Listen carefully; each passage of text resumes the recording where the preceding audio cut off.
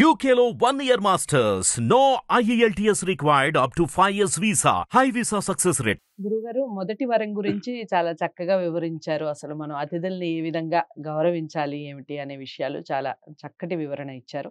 ఇక నచికేతుడు యమాచార్యుణ్ణి అడిగిన రెండవ వరం ఏమిటి? దాని వెనకాల ఉన్నటువంటి అంతరార్థం ఏమిటి చెప్పండి? ఎప్పుడైతే మొదటి వరాన్ని యమాచార్యుడు నచికేతునికి ప్రసాదించాడో ఉమ్, వెంటనే నచికేతుడు రెండో వరాన్ని కోరాడు. ఉమ్, అదేమిటి అంటే, నాకు అగ్ని విద్యను తెలియజేయండి అని. ఉమ్, అగ్ని విద్య అంటే అగ్నికి సంబంధించిన విద్య అన్నమాట, అగ్నిహోత్రానికి సంబంధించిన విద్య. ఉమ్, మరి దానివల్ల ప్రయోజనాలు ఏంటివి?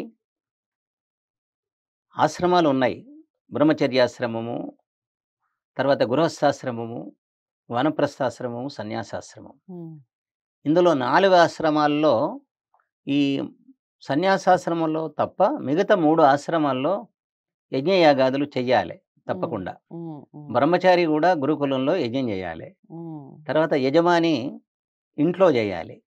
ఉమ్, తర్వాత మరి వానప్రస్థ జీవితం గడుపుతున్నటువంటి వాళ్ళు కూడా వనంలో కూడా యజ్ఞాలు చేయాలి. ఉమ్, పూర్వకాలంలో వనంలో కూడా యజ్ఞాలు చేసినట్టుగా అవును కదా. కనిపిస్తూ ఉంది. ఉమ్, ఉమ్, కాబట్టి ఇక్కడ ఈ అగ్ని విద్య యజ్ఞానికి సంబంధించినటువంటిది. ఉమ్, అంటే 3 ఆశ్రమాల్లో యజ్ఞములను చేయడం ఏదైతే ఉందో దానికి అగ్ని విద్య అని పేరు. ఉహు, అంతేకాదు, ఈ 3 ఆశ్రమాల్లో యజ్ఞం చేయడమే కాకుండా, అగ్నిహోత్రం చేయడమే కాకుండా, తల్లి, తండ్రి, గురువు ఈ ముగ్గురిని కూడా గౌరవించాలి అన్నమాట. ఉమ్, ఇక్కడ అగ్ని విద్యలో ఈ 3 యజ్ఞాలు, తల్లి, తండ్రి, గురువు 3 వస్తున్నాయి. తర్వాత ఋగ్వేదము, యజుర్వేదము, సామవేదము ఈ 3 వేదాలకు సంబంధించినటువంటి జ్ఞానం కూడా ఉమ్, కలిగి ఉండాలి. తర్వాత భగవంతుణ్ణి స్తుతి, ప్రార్థన, ఉపాసనలు ఇవి 3 అన్నమాట. ఉమ్, కాబట్టి ఈ 3 విషయముల పట్ల ఆ, అవగాహన ఎవరికైతే ఉందో వాళ్ళే అగ్ని విద్య తెలిసినటువంటి వారు. ఉమ్, ఉమ్, అది ఇక్కడ అగ్ని విద్య రహస్యం అన్నమాట. దీని వెనకాల ఈ 3 అంశాలు ముఖ్యంగా ఈ గమనింపదగినటువంటి ఉన్నాయి. ఉమ్, ఈ అగ్ని విద్య వల్ల లాభం ఏమిటి అంటే, తిరిగి మళ్ళీ మానవ జన్మ ఎత్తి ఉమ్, హాయిగా అతడు చాలా సుఖంగా ఉండడానికి అవకాశం ఉంది. ఉమ్, అది అగ్ని విద్య యొక్క పరమ ప్రయోజనము. మనం పరమ ప్రయోజనం ఏమిటి అంటే సుఖం అన్నమాట, సుఖం కలగడం. దానికే స్వర్గప్రాప్తి అని అంటారు. స్వర్గం అంటే సుఖం అన్నమాట.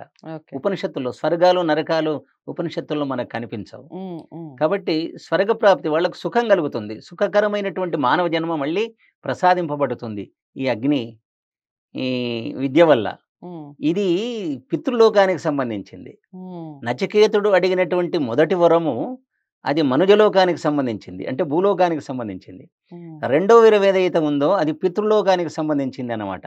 అంటే మళ్ళీ జన్మ ఎత్తితే వాడు స్వర్గ సుఖాలు అనుభవిస్తాడు ఈ అగ్ని విద్య వల్ల అనే విషయం మనకు తేటతెల్లం అవుతుంది. ఉమ్, ముఖ్యంగా ఇక్కడ ఆ వాడికట మళ్ళీ జన్మ ఎత్తితే ఉమ్, స్వర్గలోకే నభయం కించనాస్తి. అది అంటే మరుసటి జన్మలో మళ్ళీ అతనికి భయం అనేది ఉండదట, మానవుడిగా జన్మించినప్పటికీ కూడా. ఉమ్, తర్వాత నతత్ర త్వంన జరయా బిభేతి, అతనికి మృత్యు భయం ఉండదట, ముసలితనం కూడా ఉండదట. ఉమ్, అలాంటి భయాలు కూడా పోతాయట. తర్వాత శోకాతిగో మోదతే స్వర్గలోకే, అతడు శోకాన్ని కూడా అతిక్రమిస్తాడట, అంటే దుఃఖం కూడా ఉండదట. ఉమ్, తర్వాత అతనికి ఆకలి దప్పులు కూడా ఎక్కువగా వాటి గురించి కూడా ఆలోచించవలసినటువంటి అవసరం ఉండదట.